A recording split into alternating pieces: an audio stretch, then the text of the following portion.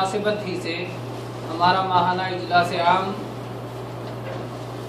ماہ رجب یا رجب کا مہینہ کے عنوان پر منعقد ہو رہا ہے، جس میں فضیلت الشیخ عطاء الرحمن سعیدی حفظہ اللہ گفتگو فرمائیں گے۔ میں بلا کسی تاخیر شیخ محترم کو دعوت دوں گا کہ تشریف لائیں اور اپنے موضوع کی وضاحت فرمائیں۔ فلیاتی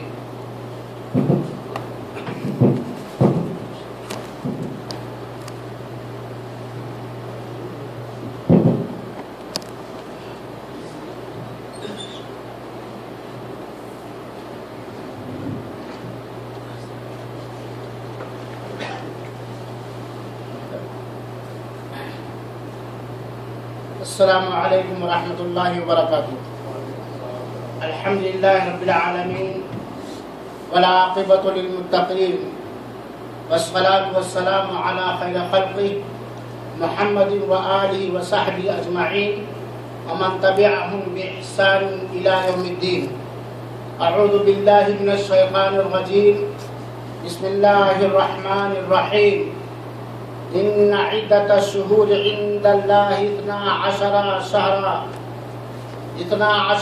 شهرا في كتاب الله يوم خلق السماوات والأرض منها 4 حرم ذلك الدين القيم فلا تظلموا فيهن أنفسكم وقاتلوا المشركين كافة كما يقاتلونكم كافة وَاعْلَمُوا أَنَّ اللَّهَ مَعَ الْمُتَّقِينَ رَبِّ اشْرَحْ لِي صَدْرِي وَيَسِّرْ لِي أَمْرِي وَاحْلُلْ عُقْدَةً مِّن لِّسَانِي يَفْقَهُوا قَوْلِي۔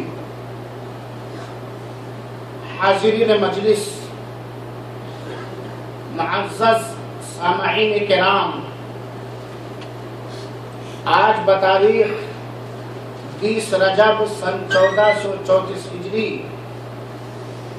احسا اسلامی سینٹر کے اس ماہانہ اجلاس میں جس موضوع پر کہنے اور سننے کے لیے ہم اور آپ اکٹھا ہوئے ہیں، وہ موضوع ہے رجب کا مہینہ۔ اور یہ رجب کا مہینہ چل رہا ہے، 9 دن یا 10 دن اور باقی ہے، اور پھر اس کے بعد شعبان کا مہینہ آئے گا، اور شعبان کے مہینے کے بعد رمضان المبارک کا مہینہ آئے گا۔ آج کے اس پروگرام میں ماہ رجب یا رجب کے مہینے کے تعلق سے چند اہم اور مفید باتیں بہت ہی اختصار کے ساتھ رکھنے کی کوشش اور جسارت کروں گا۔ اللہ تعالی سے دعا ہے کہ رب العالمین ہمیں اس موضوع کی وضاحت کرنے کی توفیق عطا فرمائے اور پورے اخلاص کے ساتھ آپ لوگوں تک وہ باتیں پہنچانے کی توفیق عطا فرمائے جس میں ہم سب کے لیے خیر اور بھلائی ہے، آمین یا رب العالمین۔ اس موضوع کو سمجھنے کے لیے چند بنیادی چیزوں کا سمجھنا از حد ضروری اور بہت ہی لازم ہے۔ بطور تمہید چند اہم باتیں موضوع سے پہلے میں ذکر کرنا چاہتا ہوں۔ ہر انسان یہ بات اچھی طرح جانتا ہے، اور اگر نہیں جانتا تو اسے جاننا چاہیے کہ اللہ تعالی نے ہم سب کو صرف اپنی عبادت کے لیے پیدا فرمایا ہے، اور کسی بھی انسان کے لیے یا جنات کے لیے یا کسی بھی مخلوق کے لیے بالکل جائز اور درست نہیں ہے کہ وہ اللہ کی عبادت میں لاپرواہی اور سستی کرے، اللہ کی عبادت میں کسی کو بھاگیدار، شریک و ساجھیدار کرے، یا اللہ کی عبادت اپنے من پسند کرے یا اپنے پیر و فقیر یا اپنے بنائے گئے خود ساختہ دین کے مطابق اللہ کی عبادت کرے۔ اللہ نے ہمیں اپنی عبادت کے لیے پیدا فرمایا ہے اور اللہ اپنی عبادت ہی سے ہم سے راضی اور خوش ہوگا۔ اگر کوئی شخص اللہ کے ساتھ شرک کر کے دنیا سے گیا بنا توبہ کے تو ہمیشہ وہ جہنم میں ڈال دیا جائے گا اور جنت کی بے شبہ نعمتوں سے محروم کر دیا جائے گا۔ ساتھ ہی ساتھ ایک بندہ رب کی بندگی کیسے کرے، کب کرے، کس وقت کرے، کتنی کرے، ان ساری چیزوں کو سمجھانے اور بتانے کے لیے اللہ تعالی نے آخری نبی جناب محمد مصطفیٰ صلی اللہ علیہ وسلم کو مبعوث فرمایا اور انسانوں کو رشد و ہدایت اور رہنمائی حاصل کرنے کے لیے اللہ تعالی نے قرآن کریم جیسی عظیم کتاب پیارے نبی کریم صلی اللہ علیہ وسلم پر نازل فرمائی اور اللہ تعالی کے حکم کے مطابق، مرضی کے مطابق، اللہ کی چاہت کے مطابق نبی کریم صلی اللہ علیہ وسلم نے قرآن کی توضیح اور تبیین فرمائی، وضاحت فرمائی اور وہی باتیں بحیثیت دین، بحیثیت رسول، بحیثیت نبی وہی باتیں امت تک پہنچائیں جن باتوں کو پہنچانے کا حکم آسمان و زمین اور ہم سب کے رب کی جانب سے ملا۔ اپنی جانب سے اللہ کے رسول اکرم صلی اللہ علیہ وسلم نے دین کا کوئی مسئلہ نہیں بنایا جب تک اذن الہی نہ ملی یا اللہ کی اجازت نہ ملی، اور اس بات پر گواہ ہے قرآن کریم کی آیت ما ينطق عن الهوى ان هو الا وحی یوحی۔ نبی کریم صلی اللہ علیہ وسلم خواہشات نفس کی پیروی کر کے کچھ نہیں بولتے، جو کچھ بھی بولتے ہیں آپ صلی اللہ علیہ وسلم وہ اللہ تعالی کی جانب سے وحی ہوتی ہے۔ اور آپ یہ بات جانتے ہوں گے کہ وحی دو طرح سے ہے، ایک وحی مطلوع اور ایک وحی غیر مطلوع۔ ایک وہ وحی جس کی تلاوت بطور عبادت کی جاتی ہے اور وہ ہے قرآن کریم، اور وحی غیر مطلوع یعنی وہ وحی عشویہ جس کی تلاوت بطور عبادت نہیں کی جاتی ہے اور وہ ہے حدیث رسول، سنت رسول صلی اللہ علیہ وسلم۔ اللہ تعالی نے ہم کو اپنی بندگی کے لیے پیدا فرمایا اور بندگی کا طور طریقہ، ڈھنگ، وقت لینے کے لیے آخری رسول جناب محمد صلی اللہ علیہ وسلم کو مبعوث فرمایا اور یہ حکم دیا یا ایھا الذین آمنوا اطیعوا اللہ واطیعوا الرسول واولی الامر منکم فان تنازعتم فی شیء فردوه الی اللہ والرسول ان کنتم تؤمنون باللہ والیوم الآخر ذالک خیر و احسن تعبیرا۔ سورہ نساء کی آیت نمبر 59 کے اندر اللہ تعالی نے خصوصیت کے ساتھ اہل ایمان کو، مومنوں کو، ایمان کے دعوے داروں کو مخاطب کر کے یہ حکم دیا کہ اے ایمان والو تم اللہ کی اطاعت و فرما برداری کرو اور اللہ کے رسول اکرم صلی اللہ علیہ وسلم کی اطاعت و فرما برداری کرو اور تمہارے اوپر جو سربراہ متعین کر دیا جائے اس کی اطاعت و فرما برداری کرو۔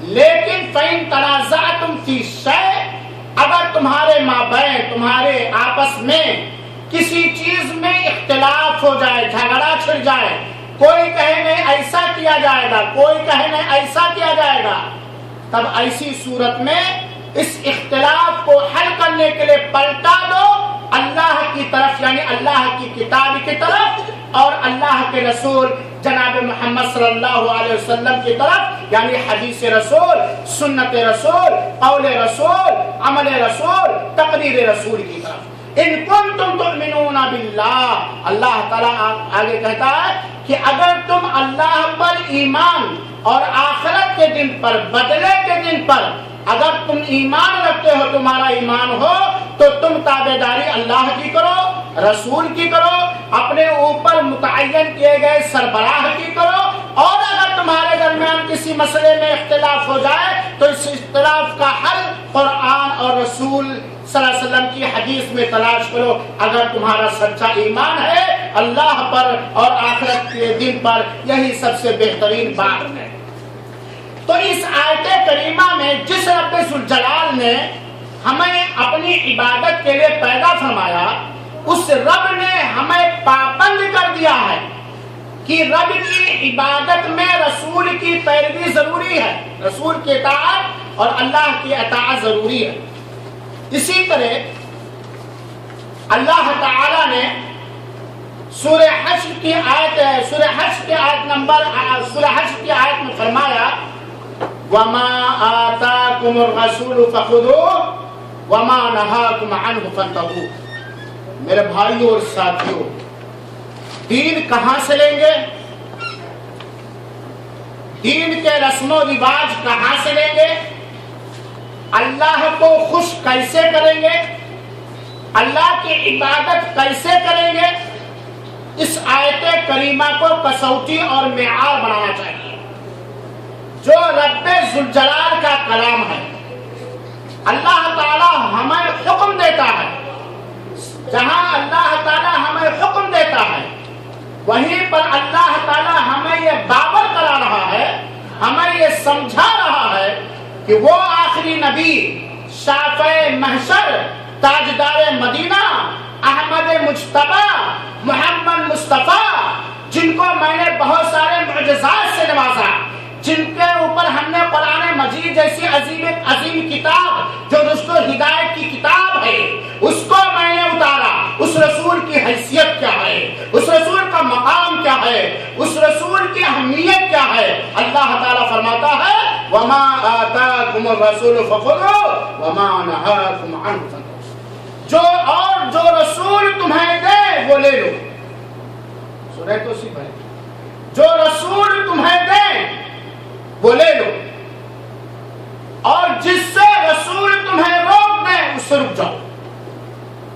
دین لینے میں آخری اور اول اسٹیج کون ہے؟ رسول اللہ صلی اللہ علیہ وسلم۔ جن کاموں کے کرنے کا آپ نے حکم دیا ہے، جن کاموں کے کرنے کی آپ نے اجازت دی ہے، جن کاموں کے کرنے، جن عملوں کے اختیار کرنے کا آپ نے شوق دلایا ہے، ان کاموں کو کرو، اور جن جن چیزوں سے روک دیا ہے ان سے رک جاؤ۔ گویا اطاعت و فرما برداری اس وقت تک، رسول کی اطاعت و فرما برداری اس وقت تک مکمل نہیں ہو سکتی جب تک کہ جن کاموں سے روکا ہے رکا نہ جائے، اور جن چیزوں کو دیا ہے لیا نہ جائے۔ گویا ہمیں کوئی اختیار نہیں دین بنانے کا، دین سازی کا، شریعت سازی کا، خانہ ساز شریعت گڑھنے کا ہمیں کوئی اختیار نہیں ہے۔ ہم سب کچھ لیں گے رسول سے، جو دیا ہے عقیدت کے ساتھ، محبت کے ساتھ، احترام کے ساتھ، کافی سمجھ کر کے ہم اسے لے لیں گے۔ اور جس سے روک دیا ہے، چاہے وہ روکی ہوئی چیز کتنی ہی خوبصورت کیوں نہ لگے، کتنے ہی دنیاوی اسباب، دنیاوی ترقی کا سامان نہ کیوں نہ ہو، کتنے ہی دنیاوی شہرت کا سامان کیوں نہ ہو، ہم اسے نہیں لیں گے۔ میرے بھائی اور ساتھی، اور اللہ تعالیٰ نے سورہ احزاب کی آیت نمبر 21 کے اندر بیان فرمایا لَقَدْ كَانَ لَكُمْ فِي رَسُولِ اللَّهِ أُسْوَةٌ حَسَنَةٌ، تمہارے لیے رسول اللہ صلی اللہ علیہ وسلم کے اندر بہترین نمونہ موجود ہے۔ تمہارے لیے رسول اللہ صلی اللہ علیہ وسلم میں بہترین نمونہ موجود ہے۔ کیونکہ ہمارا اس بات پر ایمان ہے، ہمارا یہ عقیدہ ہے، ہمارا یہ دعویٰ ہے، ہماری یہ تبلیغ ہے کہ جن باتوں سے، جن عملوں سے، جن اداؤں سے، جن حرکتوں سے رب خوش ہو سکتا تھا اور رب نے وہ چیزیں اختیار کرنے کی رسول کو اجازت دی، سارے طریقے آقا نامدار نے اختیار کیا رب کو راضی کرنے کے لیے۔ جن چیزوں سے ہمارا رب راضی ہو سکتا تھا ان سارے طریقوں کو اللہ کے رسول اکرم صلی اللہ علیہ وسلم نے رب کو راضی کرنے کے لیے اختیار کیا ہے کہ نہیں کیا ہے؟ چھوڑ دیا ہے۔ ذرا میرے امتیوں، ذرا تم غور کر لینا کہ اور کوئی چیز ہے نمک مرچ، تم اپنے رب کو کیسے راضی کرو گے؟ جس طرح رسول اللہ صلی اللہ علیہ وآلہ وسلم نے رب کو راضی کیا ہے، اس سے بہتر کوئی طریقہ رب کے راضی کرنے کے لیے نہ اترا ہے نہ اترے گا۔ اتر سکتا ہے بھائی؟ تو اللہ تعالیٰ نے فرمایا ہے تمہارے لیے رسول اللہ صلی اللہ علیہ وسلم میں ایک بہترین آئیڈیل موجود ہے، کس مہینے میں کیا کرو، کب کیا کرو، کیسا کرو، کس وقت کرو، کتنا کرو، سب طریقہ رسول اللہ صلی اللہ علیہ وسلم نے دیا ہے۔ اور ساتھ ہی ساتھ اللہ تعالیٰ نے سورہ نور کی آیت نمبر 63 کے اندر الٹیمیٹم دے ڈالا ہے، دھمکیاں دے ڈالی ہیں جو حقیقت اور سچائی بھری دھمکیاں ہیں۔ اللہ تعالیٰ فرماتا ہے فَلْيَحْذَرِ الَّذِينَ يُخَالِفُونَ عَنْ أَمْرِهِ أَن تُصِيبَهُمْ فِتْنَةٌ أَوْ يُصِيبَهُمْ عَذَابٌ أَلِيمٌ۔ آگاہ ہو جائیں، ہوشیار ہو جائیں وہ لوگ جو اس کے حکم کی مخالفت کرتے ہیں، جو اللہ کے حکم کی مخالفت کرتا ہے، جو رسول اللہ صلی اللہ علیہ وسلم کے حکموں کی مخالفت کرتا ہے، وہ ہوشیار ہو جائیں، الرٹ ہو جائیں، آگاہ ہو جائیں۔ کس بات سے؟ کہ اگر وہ مخالفت کرتے رہے اللہ کی، اس کے رسول کی، قرآن کی، سنت رسول کی، قرآن کی، حدیث رسول کی، اگر وہ مخالفتیں کرتے رہے تو یہ سن لے ان تصیبہم فتنہ، وہ فتنے سے دوچار کر دیے جائیں گے یا انہیں دردناک عذاب پہنچے گا۔ اور آج میرے بھائیوں ساتھیوں، اگر آپ غور و فکر کے ساتھ دیکھیں تو وہ لوگ فتنے میں ہیں جن لوگوں نے دین کامل، دین مکمل، دین اسلام کے اندر اپنی طرف سے کچھ گھٹایا اور بڑھایا ہے۔ ان کے چہرے ہی صرف مسخ نہیں کر دیے گئے بلکہ تباہ و برباد ہیں، لاکھ مال کے مالک ہوں، لاکھ شہرت کے مالک ہوں، لیکن رسول کے حکموں کی کھلم کھلا مخالفت کرنے والے کا چہرہ بالکل دھندلا جوتا خور کی طرح لگتا ہے، اور اندرونی فتنے میں دو چار ہے وہ تو الگ سے میرے بھائیوں ساتھیوں۔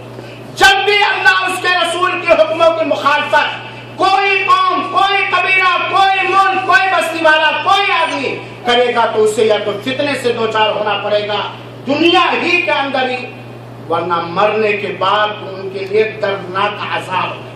اللہ محفوظ رکھے دنیا میں ہمیں فتنوں میں پڑنے سے اور قیامت کے دن دردناک عذاب سے۔ میرے بھائی اور ساتھی، ان ساری آیتوں کے اندر اللہ تعالی نے ہمیں حکم دیا ہے ہر آن، ہر لمحہ، ہر سیکنڈ، ہر کام میں، خاص طور پر دین کے سارے امور میں ہم آئیڈیل بنائیں رسول اللہ صلی اللہ علیہ وسلم کو، ہم اطاعت کریں رسول اللہ صلی اللہ علیہ وسلم کی، ہم فرما برداری کریں رسول اللہ صلی اللہ علیہ وسلم کی۔ اگر ہمارا ایمان اللہ پر ہے، اگر ہمارا ایمان آخرت پر ہے، اگر ہم اپنے آپ کو فتنے سے بچانا چاہتے ہیں، اگر ہم اپنے آپ کو عذاب قبر سے محفوظ رکھنا، عذاب آخرت سے محفوظ رکھنا چاہتے ہیں، تو ہم رسول کے حکموں کی اور اللہ کے حکموں کی مخالفت کرنے سے بچیں اور رسول کی اتباع اور پیروی کریں۔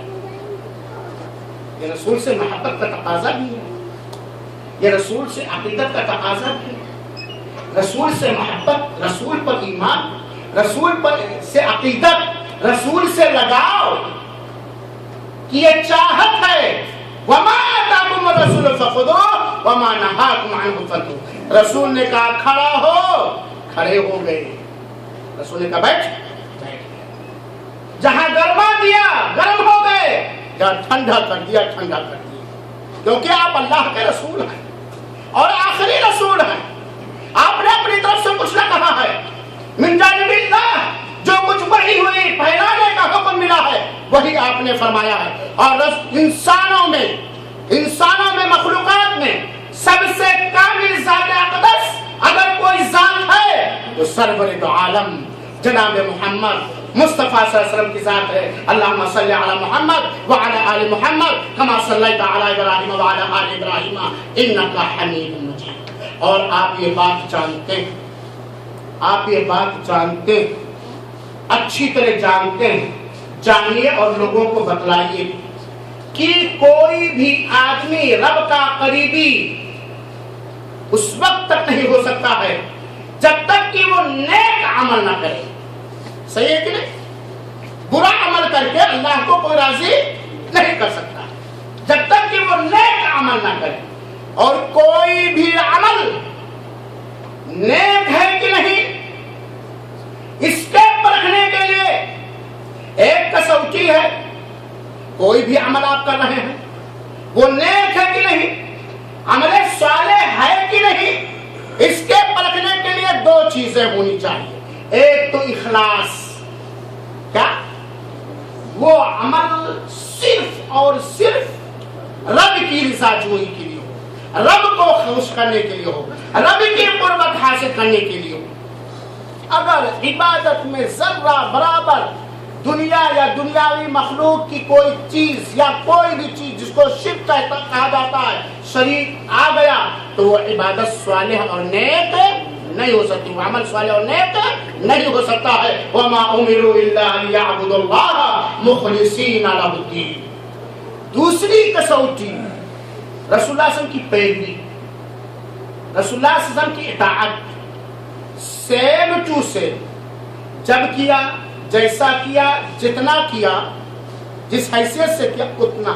رسول اللہ صلی اللہ علیہ وسلم کے سیدھے بتائے ہوئے راستے سے، آپ کے نقش قدم سے 1 انچ کون کا ہے سب سے کم انچ جو پیمانہ آپ مان سکتے ہو اس سے بھی کوئی ہٹا تو عبادت قبول نہیں ہو سکتی ہے.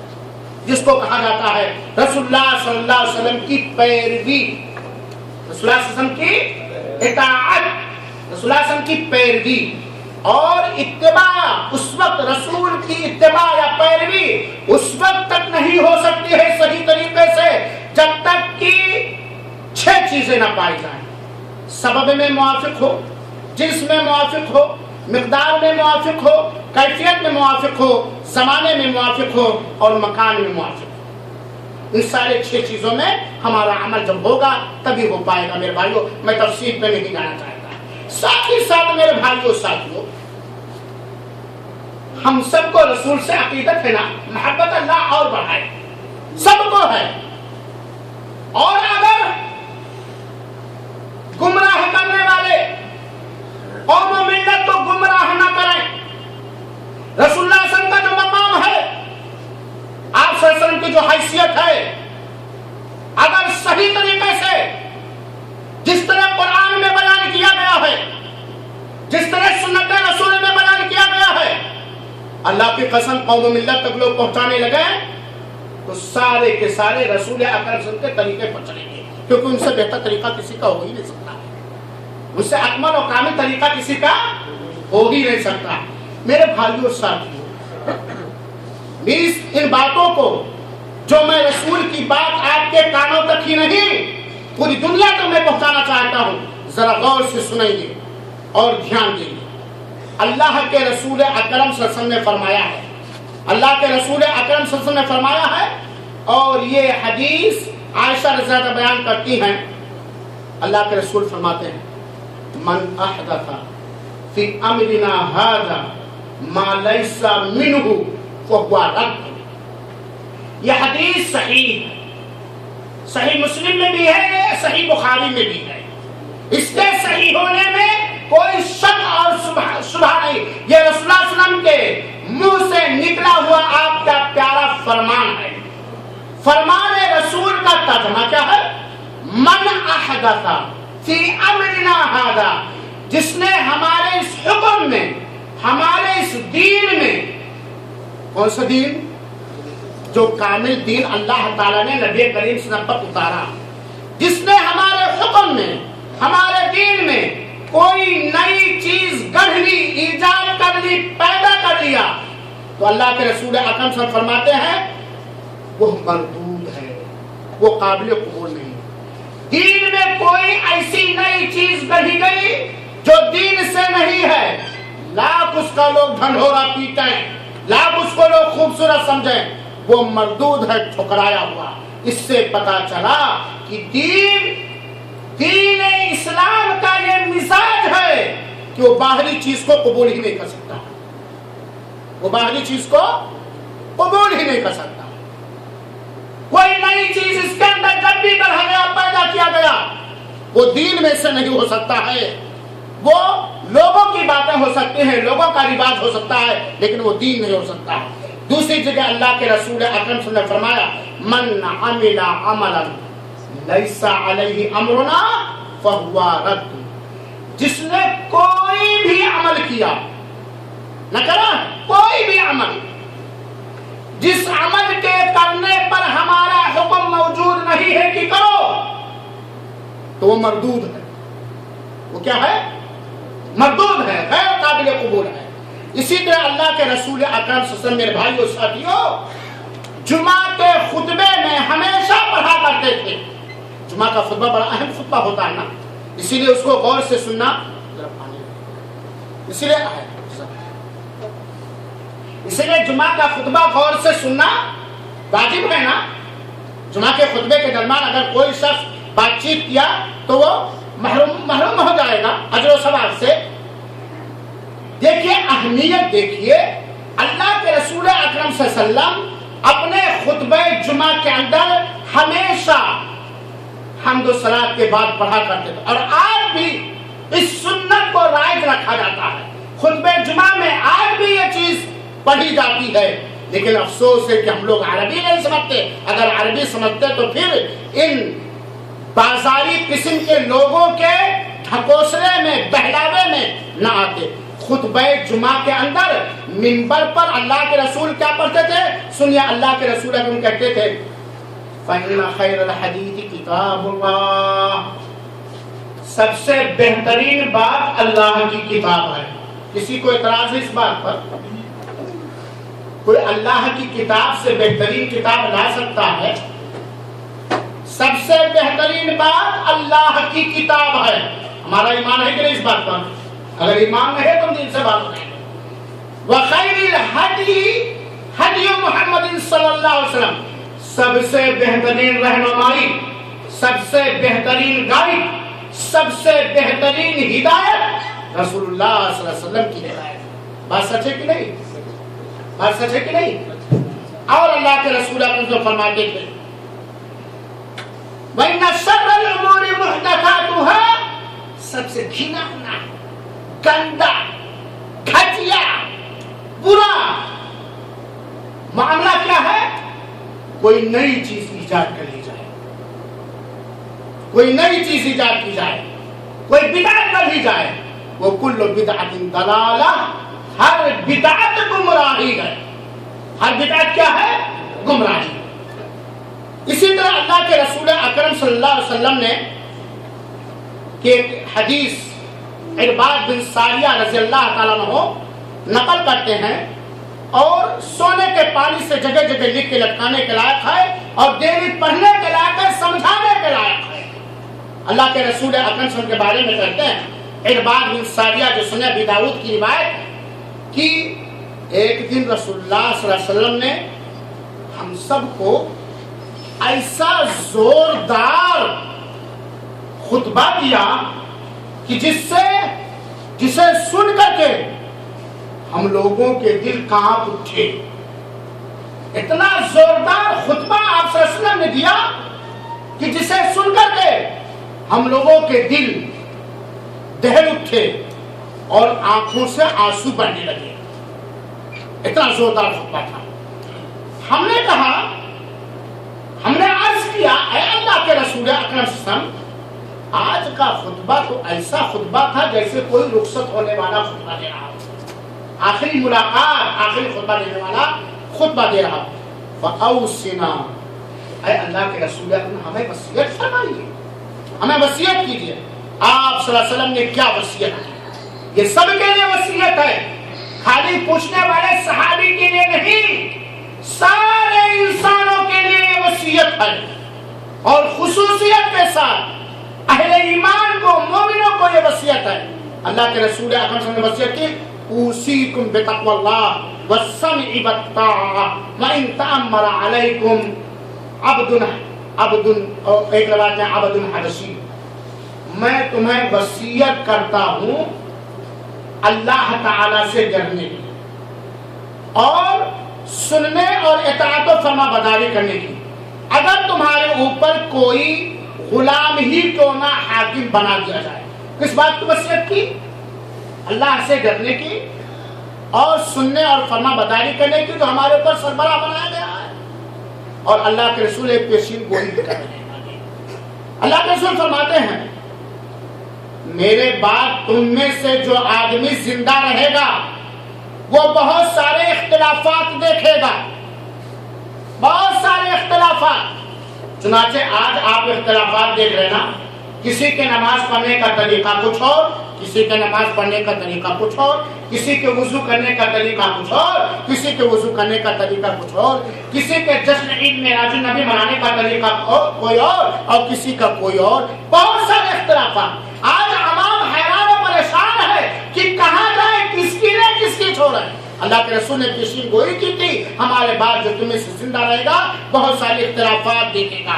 लेकिन जब ऐसी हालत महसूस करने लगो कि लोग दीनी मामलात में, इबादत में इख्तिलाफात करने लगे, तो एक कसौटी देता हूँ, एक चीज नसीहत करता हूँ, उसे पकड़े रहना, गुमराह नहीं। अलैकुम बिसुन्नती, तो तुम मेरी सुन्नत को लाजिम पकड़ना। किसकी सुन्नत को? हम क्या करें? रसूलुल्लाह सल्लल्लाहु अलैहि वसल्लम की सुन्नत को लाजिम पकड़ना। और खुलफाए राशिदीन, जिनको अल्लाह ने हिदायत दे रखी है, ये भी अल्लाह के रसूल ने कहा, हमारे बाद जो भी खुलफा होंगे राशिदीन, वो हिदायत याफ्ता होंगे, उनके तरीके को लाजिम पकड़ना। तमस्सकू बिहा, अल्लाह के रसूल ने कहा, जोरदार मजबूत अंदाज से पकड़ना। वअद्दू अलैहा बिन्नवाजिज़, ये दरार के जो दांत हैं, जिसको चौबर वाली यूपी के भाषा में कहा जाता है, हमारी सुन्नत को, खुलफाए राशिदीन के सुन्नत को मजबूती के साथ आखिरी दांतों से खूब दबा के पकड़ लेना। और अल्लाह के रसूल फरमाते हैं, वइय्याकुम मुहदसातिल उमूर, दीन में नई चीजें, बिदअतें गढ़ने से बचना, क्योंकि हर दीन में हर नई गढ़ी हुई चीज ये बिदअत है और हर बिदअत गुमराही है। गोया हदीस रसूल से भी हमें यही हुक्म मिलता है कि हम रब को राजी करने का तरीका वही इख्तियार करें जो सादिकुल मस्दूक, सच्चे रसूल, शाफ़े महशर ने किया, जिस बात की इजाजत है। मेरे भाइयों साथियों, कुरानी आयत और अहादीस रसूल सल्लल्लाहु अलैहि वसल्लम से इत्तिबाए रसूल की अहमियत साबित हुई, जो मैंने बयान किया मौजू को समझने के लिए। एक बात और समझिए, सुन्नत किसे कहते हैं, बिदअत किसे कहते हैं? सुन्नत कहते हैं, बारहा समझाया गया, फिर समझ लीजिए। अल्लाह के रसूल अकरम सल्लल्लाहु अलैहि वसल्लम ने जो फरमाया ज़बान से, जो अल्लाह के रसूल अकरम सल्लल्लाहु अलैहि वसल्लम ने किया, अल्लाह के रसूल के अदम मौजूदगी में सहाबा ने कहीं किया और आके आपके सामने जिक्र किया, आपने उसकी पुष्टि और तस्दीक की, इसको सुन्नत और इसको हदीस कहा जाता है। इसको क्या कहा जाता है? सुन्नत या हदीस। अल्लाह के रसूल के कौल यानी फरमान को, अल्लाह के रसूल के अमल को, अल्लाह के रसूल अकरम सल्लल्लाहु अलैहि वसल्लम की तस्दीक की हुई चीजों को यानी तकरीर, इसे सुन्नत कहा जाता है। सुन्नत के विरुद्ध और अपोजिट एक चीज है बिदअत। बिदअत कहते हैं बिना साबिका मिसाल के दीन में कोई नई चीज गढ़ लेना, यानी जिसे ना अल्लाह के रसूल ने फरमाया हो, ना अल्लाह के रसूल ने किया हो, نہ صحابہ نے کیا ہو نہ اللہ کے رسول نے تصدیق کی ہو، اسے بدعت کہا جاتا ہے۔ نئی چیز جو رسول کے زمانے میں نہیں تھا، رسول کے ہاں نہیں تھا، اسے بدعت کہتے ہیں۔ سنت پر چلنے والوں کو سنی کہا جاتا ہے۔ کیا کہا جاتا ہے؟ سنی۔ اور بدعت پر چلنے والوں کو، بدعت کرنے والوں کو اور بدعت پھیلانے والوں کو بدعتی کہا جاتا ہے۔ کیا کہا جاتا ہے؟ بدعتی۔ بدعت کرنے والا، بدعت کا عاشق، بدعت کو پروان دینے والا۔ سنی کسے کہا جاتا ہے؟ سنت رسول، حدیث رسول کو اپنانے والا۔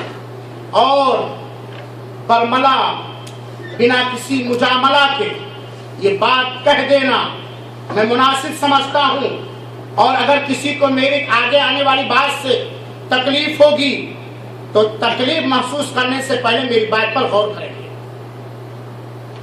اور معاف کریں گے۔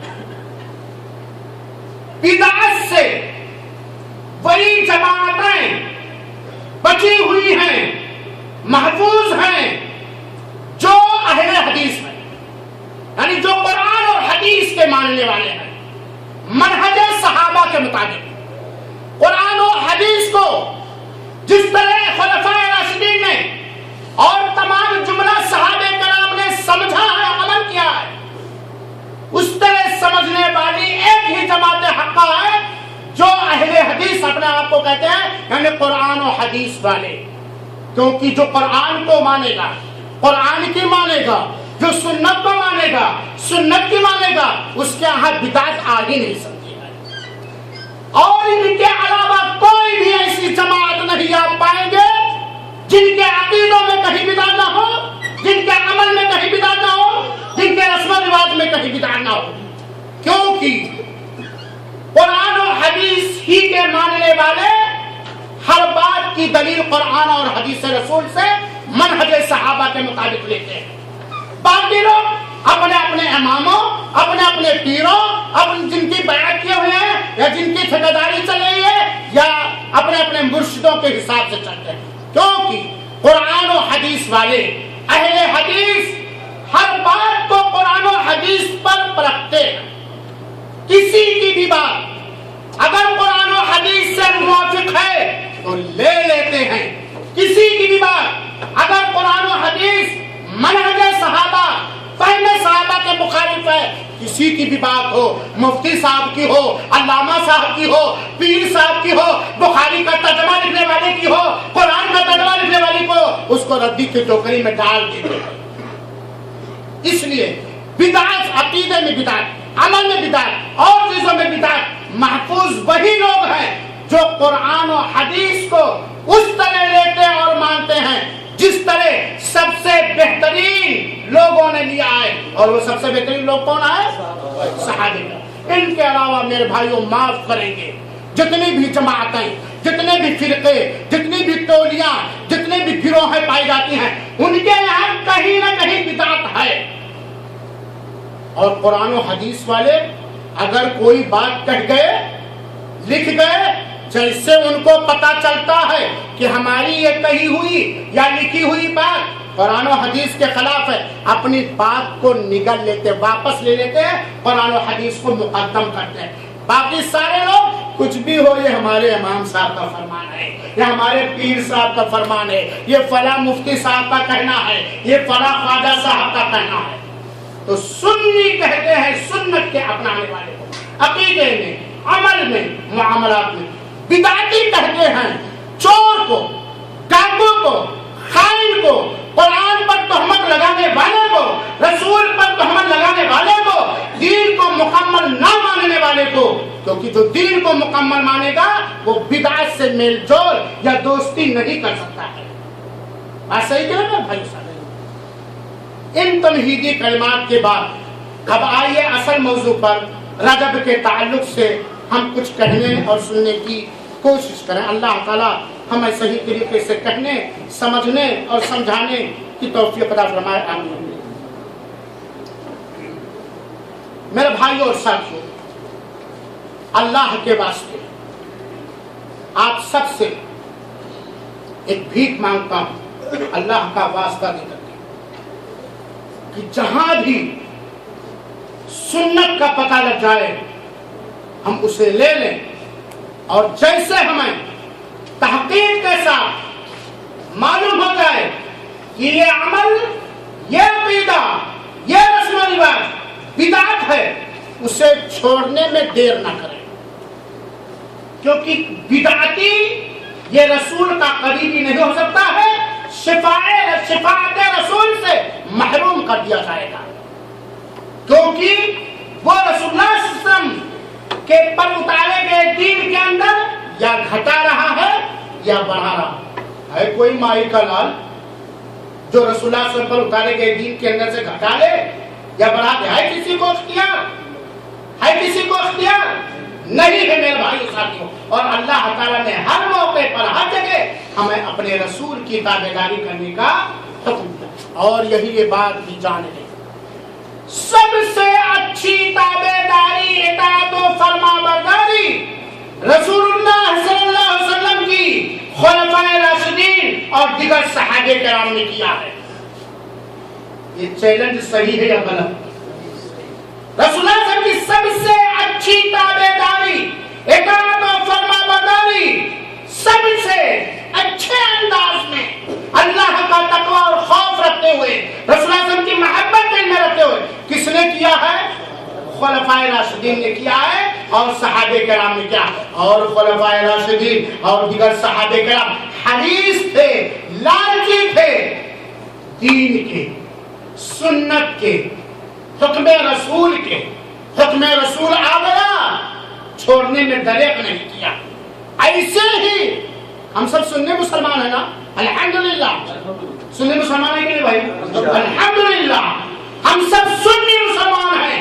سنی مسلمان کے اوپر یہ واجب و ضروری ہے کہ جو چیز سنت سے ثابت ملے، چاہے برصحابہ سے کرتا چلایا ہے، فوراً اسے توبہ کر لے، اسے چھوڑ دے اور لوگوں تک اس سنت کو پہنچائے، اور ہر بدعت سے فوراً توبہ کر لے۔ یہ سنی مسلمان کی دینی، ایمانی، سماجی ذمہ داری ہے میرے بھائیو ساتھیوں۔ اور جب سنی، صحیح سنی مسلمان بن کر کے رب کے پاس جاؤ گے تو رب اپنے وعدے کے مطابق آپ کو خوشحال کر دے گا۔ وَلَكُمْ فِيهَا مَا تَشْتَهِي أَنفُسُكُمْ وَلَكُمْ فِيهَا مَا تَدَّعُونَ نُزُلًا مِنْ غَفُورٍ رَحِيمٍ۔ حاضرین کرام، اللہ تعالیٰ نے سورہ توبہ کی آیت نمبر 36 کے اندر بیان فرمایا، میں اختصار سے بیان کر رہا ہوں۔ اللہ تعالیٰ نے فرمایا ہے إِنَّ عِدَّةَ الشُّهُورِ عِندَ اللَّهِ 12 شهرًا فِي كِتَابِ اللَّهِ، اللہ کی کتاب میں یعنی لوح محفوظ میں سال کے 12 مہینے ہیں، جس دن اللہ تعالیٰ نے آسمان و زمین کو پیدا فرمایا۔ اللہ تعالیٰ اپنی مخلوق کو جیسا چاہا ویسا بنایا، صحیح ہے کہ نہیں ہے؟ جتنی مخلوقات رب ذوالجلال کے ہیں اللہ نے اپنی چاہت کے مطابق بنایا، اس میں کسی کی اجازت یا شفاعت یا سفارش کی ضرورت ہم کو نہیں۔ جتنے دن کا چاہا مہینہ بنایا، جتنے مہینے کا چاہا سال بنایا، جب چاہا دن چھوٹا رکھا، رات لمبی رکھی، کبھی رات لمبی رکھا ہے، رات چھوٹی رکھی، دن لمبی، کبھی جاڑے کا موسم، کبھی گرمی کا موسم، کبھی برسات کا موسم، کبھی عبادت کا موسم، کبھی عید منانے کا موسم، کبھی کچھ کرنے کا موسم۔ رب نے اپنی مخلوقات کو جیسا چاہا ویسا سمارا، بنایا اور پیدا کیا۔ ایسے ہی جس دن اللہ تعالیٰ نے آسمان و زمین کو پیدا فرمایا، اسی دن اللہ تعالیٰ نے سال کے 12 مہینے بنائے۔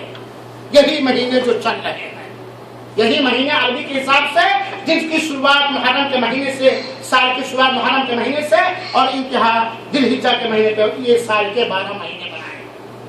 وَمِنْهَا أَرْبَعَةٌ حُرُمٌ، اور ان 4 مہینوں میں اللہ تعالیٰ نے، ان 12 مہینوں میں اللہ تعالیٰ نے 4 مہینے حرمت کے مہینے بنائے، جس کے اندر خصوصیت کے ساتھ ظلم و زیادتی کو حرام قرار دیا۔ عام زمانے میں بھی، عام مہینوں میں بھی، عام دنوں میں بھی ظلم و زیادتی حرام ہے، لیکن خصوصیت کے ساتھ ان 4 مہینوں میں اللہ تعالیٰ نے قتل و غارت گری، ظلم و زیادتی کو حرام قرار دیا۔ اس کا مطلب نہیں ہے کہ ان 4 مہینوں میں ظلم و زیادتی حرام ہے، دوسرے مہینوں سارے مہینوں میں حرام ہے، لیکن ان مہینوں میں ان کی حرمت اور بڑھ جاتی ہے. اور وہ اور اللہ تعالیٰ نے فرمایا فلا تظلموا فیہن انفسکم، چنانچہ ان حرمت والے مہینوں میں اپنے اوپر تم ظلم نہ کرو. یہ 4 مہینے کون سے ہیں؟ حدیث رسول سے پتہ چلتا ہے یہ 4 مہینے 3 لگاتار ہیں، ذی قعدہ، ذی الحجہ، محرم. یہ حرمت والے مہینے خصوصیت کے ساتھ ظلم و زیادتی، کسی طرح کی بھی ظلم و زیادتی ہو یہ حرام اور ناجائز ہے، چاہے وہ قتل و غارت گری ہو، چاہے شرک و بدعت ہو یا کوئی بھی. اور ایک مہینہ جو جمادی الاخری اور شعبان کے بیچ میں ہے، اور وہ کون سا مہینہ ہے؟ رجب کا مہینہ. یہ 4 مہینے حرمت والے مہینے، ذی قعدہ، ذی الحجہ، محرم. اور چوتھا مہینہ کون سا ہے؟ رجب.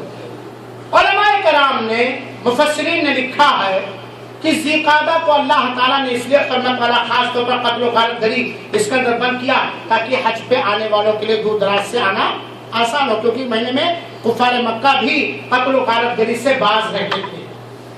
اور ذی الحجہ اس لیے تاکہ حج کے کام کرنا آسان ہو.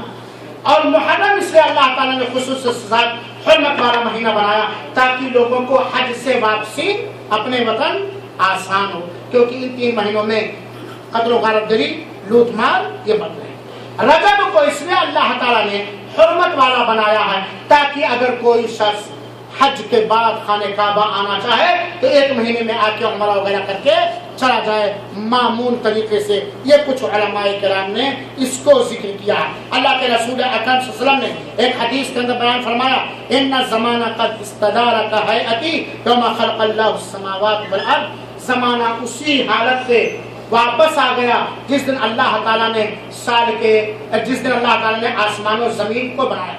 دراصل یہ 4 مہینے حرمت کے تھے. کفار مکہ بھی ان کا احترام کرتے تھے، لیکن 2 قبیلے تھے، ایک تھا مضر اور ایک تھا ربیعہ.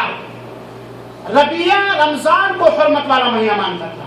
ربیعہ کیا مانتے تھے کہ سال کے 12 مہینوں میں کوئی بھی مہینہ اپنے حساب سے ہم گنتی پوری کر کے بنا لیں. تو وہ اپنے حساب سے، جیسے آج بھی ہمارے ہندوستان میں غیر مسلم ملماس لگا کر کے مہینے کو آگے پیچھے کرتے ہیں، ایسے وہ بھی کرتے تھے. لیکن مضر والے رجب کو مانتے تھے حرمت والا مہینہ، اس رجب کو جو جمادی الاخری اور شعبان کے بیچ میں ہے، اور یہ رجب. تو اللہ تعالیٰ نے، اللہ کے رسول نے فرمایا کہ زمانہ ویسے ہی پلٹ کر کے آ گیا جس طرح آسمان و زمین جس دن اللہ تعالیٰ نے آسمان و زمین کو پیدا فرمایا سال 12 مہینے کے ہوتے ہیں. چنانچہ کل سنت سے ہم سال 13 مہینہ کے نہیں لے سکتے، سال 12 مہینے کے ہوتے ہیں. ان 12 مہینوں میں 3 مہینے، ان 12 مہینوں میں 4 مہینے حرمت والے مہینے ہیں. اللہ کے رسول نے فرمایا 3 لگاتار کنٹینیو ہیں، ذی قعدہ، ذی الحجہ، محرم، اور چوتھا مضر کا رجب. مضر قبیلے مضر کا رجب، چونکہ مضر والے، یہ قبیلے مضر والے یہ رجب کی زیادہ تعظیم کرتے تھے، زیادہ احترام کرتے تھے، اس میں قتل و غارت گری سے زیادہ باز رہتے تھے. اور یہ جمادی الاخری اور شعبان کے بیچ میں ہے، اللہ کے رسول اکرم صلی اللہ علیہ وسلم نے فرمایا. تو اللہ تعالیٰ نے سال کے 12 مہینے اسی دن پیدا فرمائے جس دن اللہ تعالیٰ نے آسمان و زمین کو پیدا فرمایا. اور یہی سال کے 12 مہینے جن میں 4 مہینے یہ رجب کے مہینے. رجب کا نام رجب کیوں رکھا گیا؟ رجب کا نام، رجب اس کی تعظیم اور احترام کی وجہ سے رکھا گیا. اس کی تعظیم کرنے کا، احترام کرنے کا حکم دیا گیا ہے. یا کفار مکہ اس کی تعظیم اور احترام کرتے تھے، اور تعظیم اور احترام کا مطلب یہ ہے کہ خصوصیت کے ساتھ رجب کے مہینے میں قتل و غارت گری، جنگ و جدال، مار دھاڑ یہ بند رکھا کرتے تھے. اسی لیے ویسے علماء کرام نے، بہت سارے علماء کرام نے رجب کے 14 نام ذکر کیے ہیں. رجب کے 14 نام ذکر کیا، جن کے ذکر سے کوئی اس موضوع میں فائدہ نہیں، اس لیے میں نہیں ذکر کرتا ہوں. تو رجب کا نام رجب اس لیے رکھا گیا اس کی تعظیم اور توقیر کی وجہ سے، اور اس کی عظمت کی وجہ سے رجب کا نام رکھا گیا. میرے مسلمان بھائیوں ساتھیوں، ہم نے اتباع رسول کی اہمیت پر چند آیت اور حدیث سنا، اور یہ جانا کہ سال کے 12 مہینے ہیں ان میں سے 4 مہینے حرمت والے مہینے ہیں اور ان حرمت والے مہینوں میں ایک رجب کا مہینہ ہے جس کی تعظیم کی وجہ سے اس کا نام رجب رکھا گیا ہے۔ اب آئیے اللہ تعالیٰ سے استعانت اور مدد طلب کرتے ہوئے ہم یہ جاننے کی کوشش کریں کہ کیا قرآن و حدیث میں رجب کے مہینے کی، جس مہینے کو اللہ تعالیٰ نے اسی دن پیدا فرمایا جس دن آسمان و زمین کو پیدا فرمایا، کیا رجب کی قرآن و حدیث میں کوئی خصوصیت ہے؟ یہ جاننا ضروری۔ تو میرے بھائیوں اور ساتھیوں، اس بات کے علاوہ کہ رجب کا مہینہ ان 4 مہینوں میں سے ایک ہے جنہیں حرمت والا مہینہ کہا جاتا ہے، حرام مہینہ ہے، حرمت والا مہینہ ہے، اس بات کے علاوہ رجب کے مہینے کی کسی بھی حیثیت سے کوئی اہمیت نہیں ہے اور نہ اس کے اندر سرور دو عالم رسول اللہ صلی اللہ علیہ وسلم سے کوئی خاص عبادت، کوئی خاص عمل، کوئی خاص پلان اللہ کے رسول صلی اللہ علیہ وسلم نے۔ رجب کی جو خصوصیت ہے وہ کیا ہے؟ کیا ہے؟ حرمت والا ہے۔ ان 4 مہینوں میں سے ایک ہے جس کو اللہ تعالیٰ نے حرام مہینہ قرار دیا ہے۔ دوسری خصوصیت آپ یہ کہہ سکتے ہیں کہ اس مہینے میں خاص طور پر ظلم و زیادتی سے اللہ تعالیٰ نے روکا ہے۔ فَلَا تَظْلِمُوا فِيهِنَّ أَنفُسَكُمْ، ظلم و زیادتی سے اللہ تعالیٰ نے اس مہینے میں روکا ہے۔ تو یہی یہ بات بھی نکلتی ہے کہ اس دھرتی پر سب سے بڑا ظلم اللہ تعالیٰ کے ساتھ شرک کرنا اور رسول پر اتارے گئے کامل اور مکمل دین کے اندر بدعتیں کرنا، اس سے بڑا بھرشٹاچار، اتیاچار اور ظلم ہو ہی نہیں سکتا ہے، خصوصیت کے ساتھ۔ میرے بھائیو ساتھیوں، تو میرے بھائیو ساتھیوں، اس کے علاوہ حرمت رجب کے علاوہ جو بھی چیزیں رجب کی فضیلت میں یا رجب کے اندر من گھڑت کسی عبادت کے بارے میں جو بھی فضیلتیں علماء کے ذریعے، کتابوں کے ذریعے، واعظوں کے ذریعے، سنیوں کے سب سے بڑے دشمنوں کے ذریعے، سنیوں کے سب سے بڑے دشمنوں کے ذریعہ جو بھی رجب کی فضیلت یا رجب میں چند عملوں کی فضیلت بیان کی جاتی ہے، وہ ساری کی ساری چیزیں یا تو ضعیف ہیں یا گھر کی پیدا کی ہوئی چیز، من گھڑت قصے اور کہانیاں ہیں، اس کی حقیقت سے کوئی، اس کا حقیقت سے کوئی تعلق نہیں۔ میرے بھائیوں اور ساتھیوں، ہمارے دشمنوں نے ہمارے عقیدے سے کھیلنے کی کوشش کی، ہمارے عملوں سے کھیلنے کی کوشش کی، صحابہ کرام کے بارے میں شک و شبہ ڈالنے کی کوشش کی اور ہمیں اپنے وتیرے پر چلانے کی کوشش کی۔ اور آپ بتا سکتے ہیں سنیوں کے سب سے بڑے دشمن کون ہیں؟ آپ سب کیا ہیں؟ سنی مسلمان۔ میرا پورا ہندوستان سب سنی مسلمان، پاکستان سنی مسلمان، بنگلہ دیش سنی مسلمان، اور سارا عقیدہ، سارا عمل وہی جو سنیوں کے سب سے بڑے دشمن کر رہے ہو۔ بڑی تیز انگلی اٹھائی بھائی جان نے، آئیے آپ کے نام ہے، آئیے آئیے آئیے، بڑی تیز انگلی آپ نے اٹھائی، آئیے آپ کے لیے یہ نام ہے۔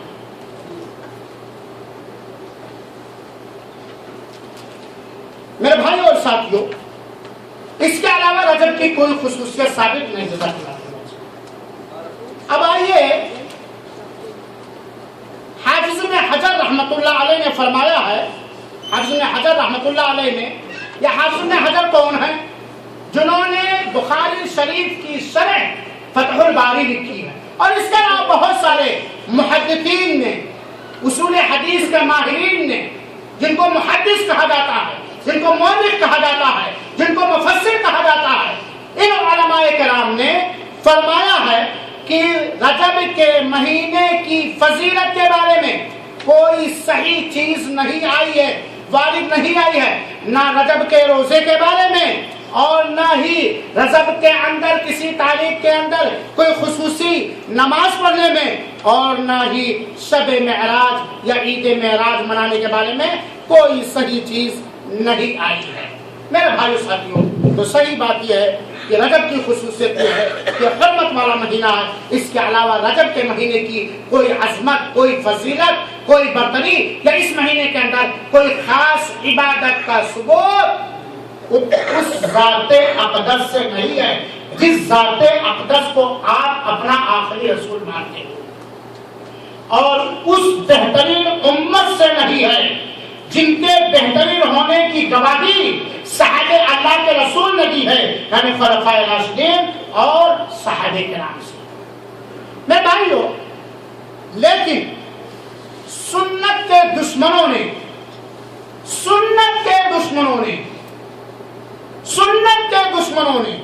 تین بار میں نے ریپیٹ کیا سمجھنے کے لیے، ان لوگوں نے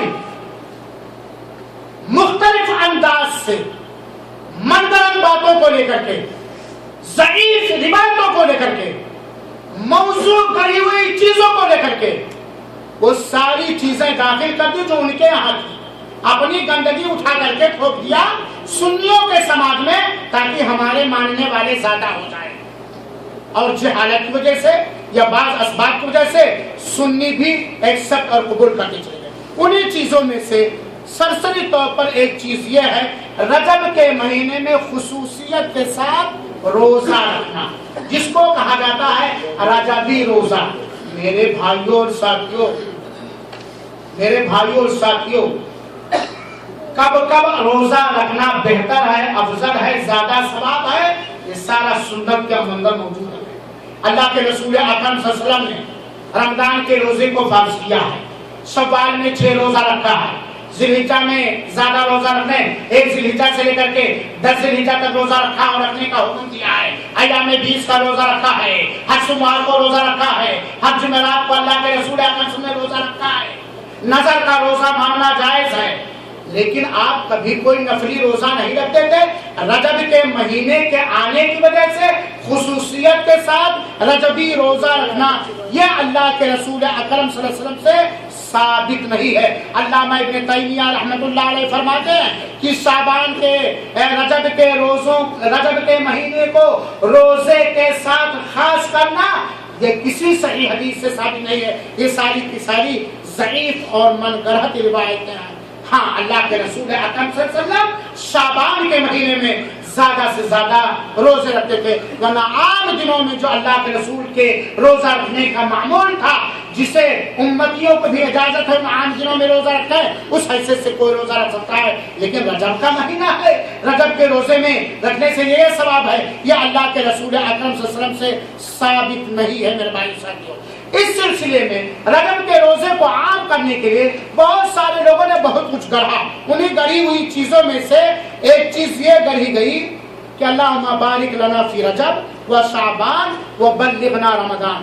آپ یہ میں اس لیے بیان کرتا ہوں میرے بھائیوں ساتھیوں، ضعیف اور موضوع روایت بیان کرنا جائز نہیں ہے، نہ ان سے دلیل پکڑا جاتا ہے، نہ فضائل میں نہ غیر فضائل میں، یہی راجح قول ہے. لیکن بتانے کے لیے، آگاہ کرنے کے لیے، لوگوں کو ہوشیار کرنے کے لیے ضعیف اور موضوع روایتوں کا بیان کرنا جائز ہے، ورنہ ایسی چیزوں کو اٹھا کر کے کہیں دریا برد کر لینا چاہیے تاکہ کم پڑھے لکھے لوگ اس سے کہیں دلیل بنا کر کے بکواس نہ کرنے لگے، بدعت نہ کرنے لگے، سنت کی مخالفت نہ کرنے لگے. ایک ضعیف حدیث لوگوں نے کہا اللہ بارک لنا فی رجب و شعبان، اللہ تو ہمارے لیے برکت دے رجب و شعبان میں اور ہمیں رمضان تک پہنچا دے.